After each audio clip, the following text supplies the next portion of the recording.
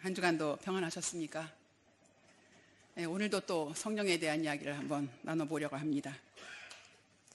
오늘 우리는 사도 바울이 전해준 말씀 중에 성령님의 그 깊은 마음이 담겨 있는 그 두 구절을 함께 살펴보았습니다.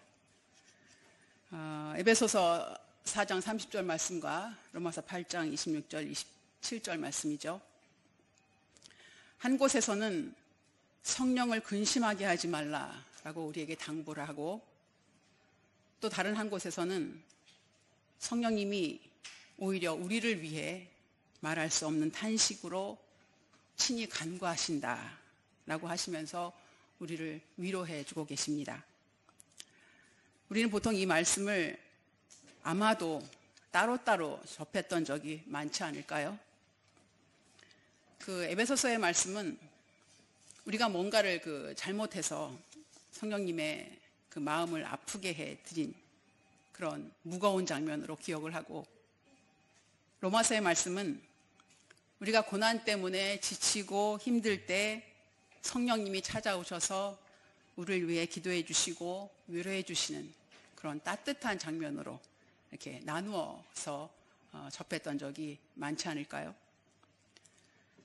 하지만 성도 여러분, 오늘 우리가 접한 이 말씀은 우리가 매일 겪는 그 실제 삶 속에서 성령님의 이 근심과 탄식은 결코 따로 떨어져 있는 것이 아닙니다. 어쩌보면 동전의 양면처럼 이렇게 하나로 이어져 있는 사건입니다.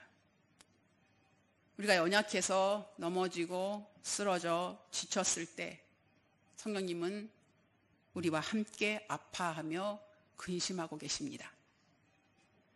하지만 그 근심의 자리에서 그저 그냥 멈춰 서는 게 아니라 바로 그 근심의 그 순간 우리를 위해서 성령님은 탄식하면서 우리를 위해 기도를 시작하십니다. 성령님의 근심이 결국 우리를 향한 눈물의 기도로 이어진다는 뜻입니다. 그래서 오늘 이 말씀을 한번 하나로 연결해 보려고 합니다. 우리 삶의 가장 어둡고 연약한 자리에 성령님이 어떻게 오셔서 일하시는지 그 진실을 함께 들여다 보기를 원합니다. 우리가 미처 다 알지 못했던 그 성령님의 진짜 일하심, 이 시간을 통해서 함께 만나보겠습니다. 이제 우리는 그 로마서 8장 26절에 등장하는 말할 수 없는 탄식이라는 표현을 좀 깊이 들여다 보아야 합니다. 이 성경 언어로 이 말할 수 없는 탄식이라고 할 때 이 탄식은요, 스테나그모스라고 하는데요, 말로 다 표현할 수 없어서 속으로 삼킬 수밖에 없는 그런 깊은 신음, 그 고통, 그 소리, 그것을 뜻합니다. 여러분, 우리가 살면서 정말 감당하기 힘든 일을 당하면 어떤가요? 너무 억울하고 답답하고 내 사정을 어디서부터 어떻게 말해야 할지 몰라서 기가 막혀서 말이 안 나온다라는 말 하잖아요. 근데 그 기가 막히다는 말은 가슴이 너무 답답해서 우리가 하나님 앞에 엎드렸는데도 기도의 말 한마디가 튀어나오지 않고 그냥 속으로 끙끙 앓고 있는 것, 그렇게 신음할 때가 있죠. 그런데 오늘 성경은 바로 그 기가 막힌 탄식을 누가 하고 계신다고 하십니까? 바로 성령님이십니다. 여기서 우리는 좀 질문을 하게 되죠. 아니, 성령님이 누구신가? 성령님은 이 온 우주를 창조하신 그 전지전능하신 그 하나님의 영인데 왜 성령님이 우리처럼 억울해하고 답답하고 그리고 기가 막혀서 탄식을 하실까? 이것은 성령님이 힘이 없으시거나 능력이 부족해서가 아닙니다. 이유는 딱 하나입니다. 성령님이 지금 억울하고 답답해서 기가 막혀 있는 나와 완전히 일체가 되어 있다는 것입니다. 사랑하는 자녀가 너무나 억울한 일을 당해서 말도 못하고 꺼득꺼득 울고 있으면 그 모습을 보는 부모는 어떻죠? 가슴이 더 찢어지죠. 그리고 기가 막혀서 아무 말도 못합니다. 자녀의 그 아픔, 그것이 그대로 부모의 아픔이 되기 때문이죠. 성령님의 탄식이 바로 이것입니다. 오늘 본문은 이 사실을 아주 명확하게 표현합니다. 이와 같이 성령도 우리 연약함을 도우시나니. 여기서 이 도우신다는 말은 이 성경 원어로 아주 독특한 그런 뜻을 가지고 있습니다. 이 본래의 의미는요, 어떤 사람이 아주 무거운 그 짐을 이제 혼자 들지 못해서 끙끙 매고 있을 때 누군가가 다가와서 그 짐을 같이 맞들어주고 같이 끙끙거리는 것. 그래서 함께 힘을 쓰는 모습, 그 모습이 바로 도우신다는 뜻입니다.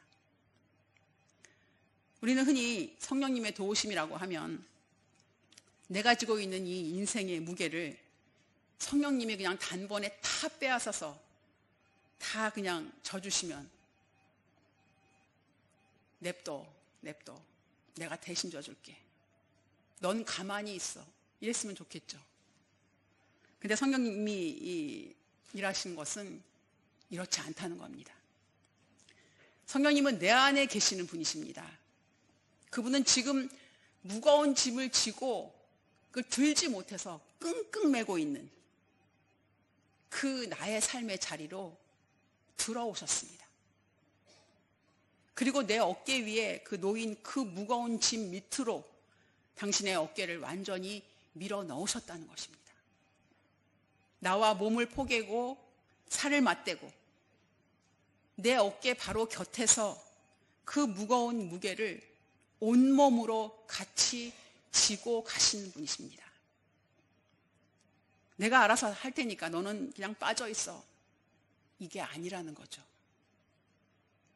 성령님은 지금 이 막막한 삶을 살아내려고 버둥거리는 나와 그 나의 손을 붙잡아 주시면서 내가 너와 함께 이 무거운 길을 같이 걷고 싶다, 나랑 같이 걸어보자 라고 나를 필요로 하시는 분, 그분이 바로 성령님이십니다.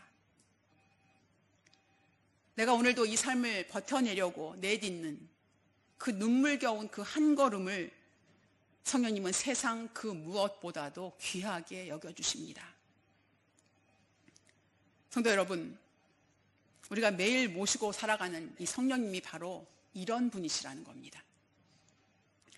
내 연약함을 멀리서 관조하시는 분이 아니라 내 삶의 억울함과 답답함과 그래서 그 속으로, 그 나의 그 인생이라고 하는 그 속으로 들어오셔서 내 숨소리만큼이나 가깝게 그렇게 밀착해서 계시는 분. 내가 아플 때 내 안에서 같이 아파해 주시고, 내가 가슴이 터질 것 같을 때 내 안에서 똑같이 끙끙거려 주시는 분.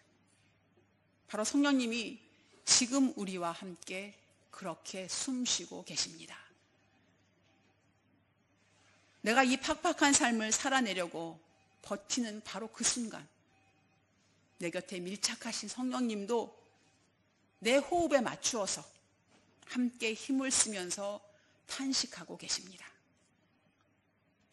성도 여러분, 이것이 바로 우리를 너무나 사랑하셔서 우리 삶에 완전히 들어와 주신 그 성령님의 본체입니다. 그렇다면 이 로마서에서 말씀하시는 탄식, 이것은 그 에베소서에서 말하는 성령님의 근심과 어떻게 연결이 될까요? 우리가 앞서 살펴본 것처럼 이 에베소서 4장에서 성령님을 근심하게 만든 원인들, 어떤 것들이 있었죠? 여러분 어떤 거라고 생각하십니까? 근데요, 이것이요, 우리가 굉장히 아주 무겁고 대단한 큰 죄를, 그러니까 흉악한 죄를, 그런 범죄, 그것이 아닙니다. 그저 지극히 우리의 평범한 일상 속에서 일어나는 일들이에요. 이게 뭐냐면요, 성령님이 언제나 근심하신다는 건요, 우리가 어디를 가서 세상 사람들을 정말 깜짝 놀랄 만한 그런 엄청난 큰 죄를 저질렀을 때가 아니라, 우리가 하루를 살아가면서 나도 모르게 의도하지 않게 툭 던지는 그런 사소한 거짓말, 나도 모르게 욱하고 터져나오는 그런 짜증과 분노, 신경질, 그리고 뒤에서 나누는 그런 험담, 내 이익만 먼저 챙기려고 했던 그 이기적인 마음, 그런 것들이에요. 우리가 매일 가정에서 또 일터에서 식구들과 동료들과 부대 끼면서 누군가를 미워하고 감정을 참지 못해서 분노를 쏟아놓을 때, 바로 그때 우리 안에 있는 성령님이 깊이 근심하신다고 말씀하십니다. 왜 그럴까요? 그 잘못된 태도와 행동들이 결국은 우리 자신의 영혼을 갉아먹게 됩니다. 그리고 소중한 그 관계들을 하나씩 하나씩 깨뜨려 버리는, 그것을 성령님이 고스란히 보고 계신다는 겁니다. 자녀가 잘못된 길로 갈 때, 스스로를 망치고 있을 때 부모의 마음이 미어지는 것 같잖아요. 그런데요, 이 문제는 여기서 끝나지 않습니다. 그렇게 사람들과의 관계가 어그러지고 영적으로 이렇게 바닥이 나면 우리에게 가장 먼저 찾아오는 것이 무엇인지 아십니까? 기도가 막히는 거예요. 이 로마서의 본문은 바로 이 상태를 이렇게 표현합니다. 우리가 마땅히 기도할 바를 알지 못하나. 이거는 우리의 기도가 정말 멋진 문장을 만들어내지 못한다는 뜻이 아니라, 일상에서 사람들에게 상처를 주고 마음의 분노를 일으키고, 그래서 내 눈이 멀어져 있을 때 우리는 하나님 앞에 나아가서 도대체 무슨 말을 해야 할지 기가 막히죠. 방향 감각을 완전히 잃어버립니다. 아니, 더 솔직하게 얘기하자면 하나님을 부르기조차도 민망해서, 면목이 없어서, 다 귀찮아져서 아예 하나님을 찾지 않게 되어버립니다.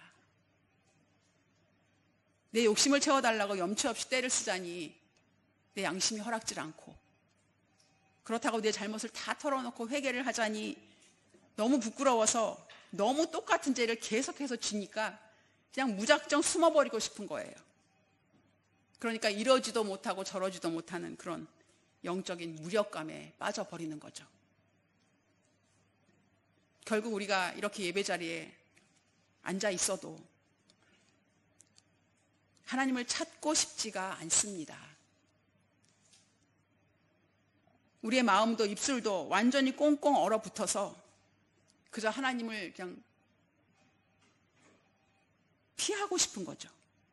그런 상태. 그것이 바로 기도가 막히고 하나님을 밀어내버린 진짜 우리들의 모습입니다. 바로 그 지점에서 이 에베소서의 근심은 로마서의 탄식으로 이어집니다. 이것이 참 놀라운 복음의 신비입니다.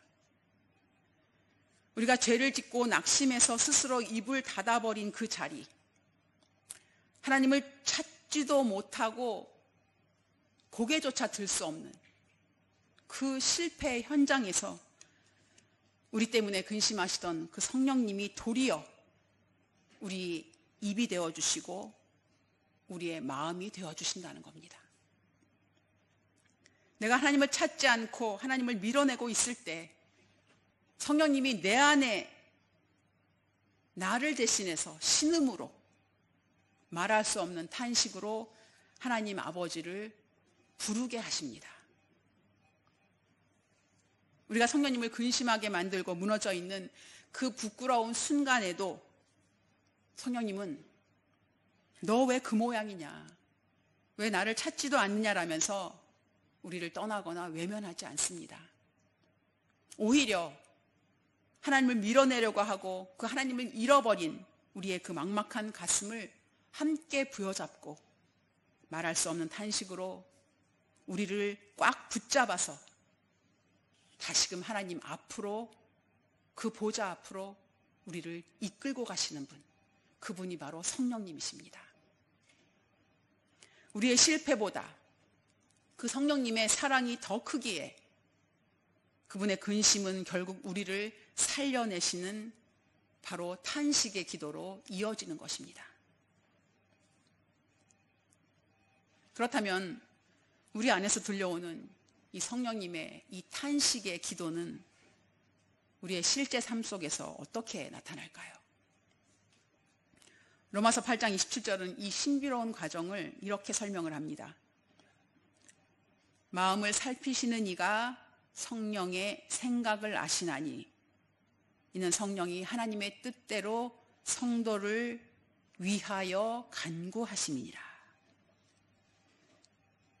여기서 하나님은 우리의 이 마음을 살피시는 분으로 나오죠. 여러분, 이 살핀다는 것은요, 이런 뜻입니다. 하나님이 우리의 겉모습을 대충만 보고 계신다는 게 아니죠. 우리가 일주일에 한 번 주일에 이렇게 교회에 나와서 묵묵히 이 예배의 자리를 지키고 앉아 있습니다. 번듯한 모습이죠. 그런데 그 모습이 전부가 아닌 것을 하나님은 아신다는 겁니다. 비록 몸은 예배 자리에 앉아 있지만 일주일 동안 그 삶의 무게에 짓눌려 있는, 그 지쳐 있는 그 나의 영적 상태를 아신다는 겁니다. 살피신다는 것입니다. 남들에게는 차마 꺼내들지 못하는 그 나의 그 진짜 고민, 그 내 감정에 그 밑바닥에 고여있는 그 슬픔, 아픔, 그리고 그 분노, 증오, 욕심, 탐욕, 우리 감정의 밑바닥에 있는 그게 뭔지를 하나님은 아시고 계십니다. 그런데 한번 우리가 솔직하게 한번 생각해 봅시다. 하나님께서 그렇게 허물 많고 그 분노로 가득 차고 우리의 이런 그 뭐랄까요, 이 모습, 있는 그대로의 모습 속에 하나님이 우리의 마음속을 깊이 들여보신다면 그 안에서 가장 먼저 무엇을 보실까요? 우리는 그렇게 생각하죠. 당연히 우리의 부끄러운 죄나 추악한 그런 욕심들이 먼저 보일 것 같지 않습니까? 하지만 성경은 그렇게 얘기하지 않습니다. 하나님이 우리의 마음을 들여다보실 때 그 속에서 가장 먼저 발견하신 것은 다름이 아니라 우리 영혼 한 구석에서 우리를 위해서 애타게 울며 기도하고 계시는 그 성령님의 생각과 기도라는 것입니다. 이것이 성령님이 우리 안에서 일하시는 가장 놀라운 신비입니다. 사실 우리는 매일의 일상 속에서 철저히 내 감정과 내 이익을 따르는 소리들을 마음속에서 쏟아내며 살죠. 도저히 저 사람 용서할 수가 없다. 이번 한 번만 눈 감고 내 이익을 챙기자. 억울하고 자존심 상해서 도저히 가만히 있을 수가 없다. 이게 우리의 솔직한 우리의 목소리 아닙니까? 그런데 참 신기하게도 그 시끄러운 내 욕망의 소리 그 바로 밑바닥에서 성령님은 하나님의 뜻을 따라 전혀 다른 톤으로 신음하며 기도하고 계십니다. 하나님, 이 영혼을 불쌍히 여겨 주십시오. 이 사람은 바로 하나님의 자녀입니다. 이 마음에 가득 찬 분노와 이기심에서 건져내 주시고 원래의 그 거룩하고 평안한 그 모습으로 회복시켜 주십시오. 우리가 일상 속에서요, 문득문득 느끼는 그 불편함이 있잖아요. 마음속에. 뭐 좋게 얘기하면 거룩한 불편함. 찝찝함이라고 그러죠, 우리가. 바로 이거예요. 이 실체가 바로. 잘못을 저지르면서도 왠지 마음이 찝찝하고 편치 않습니다. 그 이유. 누군가를 미워하고 내 영혼이 한 구석이 부대끼고 괴롭고 그런 내 마음속의 갈등이 바로 이 이유입니다. 바로 내 안에서 소리치는 나의 솔직한 욕심과 내 영혼 가장 깊은 곳에서 탄식하시는 성령님의 기도가 지금 충돌하고 있기 때문입니다. 그러므로 성령님의 진짜 일하심은 우리의 이 무질서하고 삐뚤어진 마음을 하나님의 선하신 기준에 맞추어 나가는 조율입니다. 여러분, 피아노 줄이 느슨해지거나 음이 틀어졌을 때 그것을 재음정을 맞추려면 조율을 하지 않습니까? 근데 그 조율이 그 현의 줄을 팽팽하게 잡아 끌어야 된다고 합니다. 그럼 그 잡아 끌을 때 어떨까요? 불편하겠죠. 그리고 아픔이 있겠죠. 그러니 성도 여러분, 삶 속에서 그런 불편함을 느끼실 때 낙심하거나 부끄러워하지 마십시오. 그것은 내 영혼이 잘못되어서 있는 그런 신호가 아니라 성령님이 지금 내 안에서 살아서 일하시고 계신다. 바로 나를 하나님의 뜻대로 조율하고 계신다라는 것입니다. 내 거친 이 자아를 하나님의 거룩한 그 기준에 맞춰 가시려고 성령님이 지금도 내 삶을 신실하게 만지고 계시는 중입니다.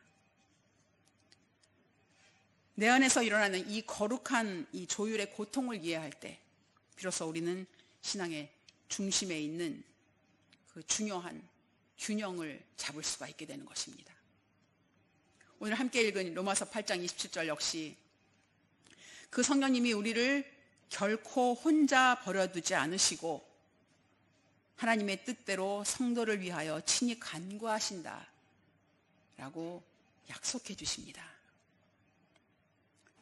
우리가 처음에 읽었던 에베소서 4장 30절에서는 성령님이 우리를 구원의 날까지 인치셨다고 선언을 합니다.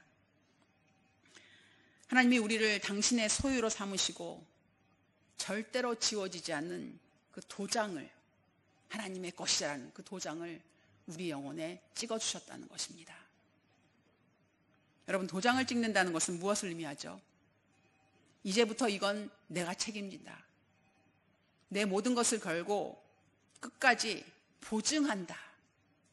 라는 그 선언입니다. 주인이 자신의 소유물에 이 도장을 찍어 놓으면 아무도 손 못 대죠.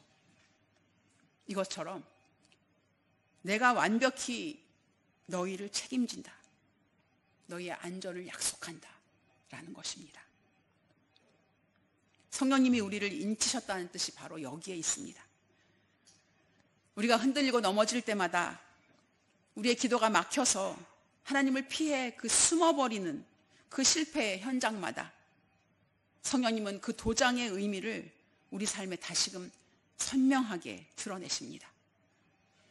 너는 내 소유다. 그러니 내 명예를 걸고 내 이름을 걸고 내가 너를 끝까지 책임진다. 당신의 그 온 존재로 우리를 보증해 주시는 것입니다.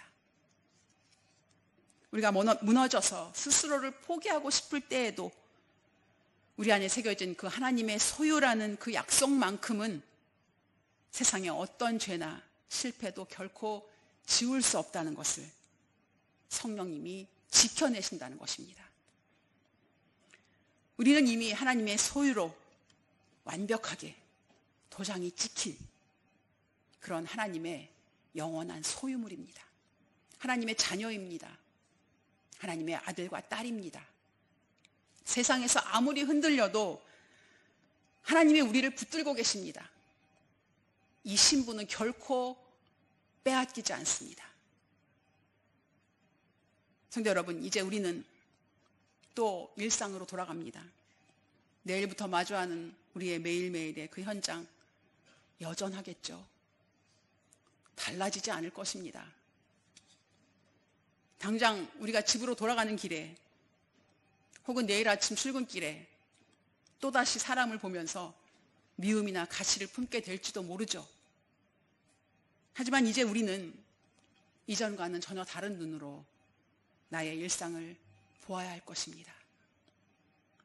이번 한 주간 삶을 살아가시다가 순간적으로 내 안에 나도 모르게 말이 튀어나오려고 할 때, 나만 생각하는 이런 이기적인 이 욕심이 내 눈을 가리려 할 때, 그 자리에 잠시만 멈추어서 한번 성령님의 그 세밀한 음성을 들어보십시오.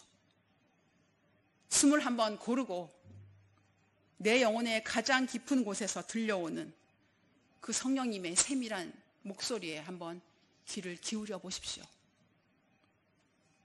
그 소리는 우리를 주눅들게 만들고 우리를 호통치는 목소리가 아닙니다. 너 결국 또 그것밖에 안 되냐? 라는 비난의 목소리가 아닙니다.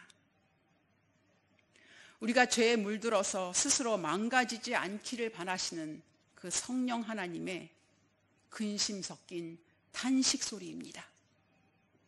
거기는 네가 머물 자리가 아니다. 나와 함께 가자.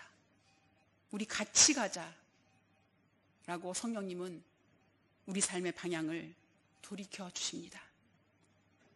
때로는 내 삶이 너무 고단하고 지쳐서 도대체 무슨 말로 기도를 해야 할지 엄두가 안 나는 그 막막한 순간이 있습니다. 입술을 뗄 힘조차 없어서 그저 주저앉아서 있는 바로 그 순간에도 내 안에서 나보다 더 나를 위해 친히 간구하시는 그 성령님이 계심을 온전히 신뢰하십시오. 내 기도는 잠시 멈추었을지도 몰라도 나를 향한 성령님의 그 탄식은 한순간도 멈춘 적이 없습니다.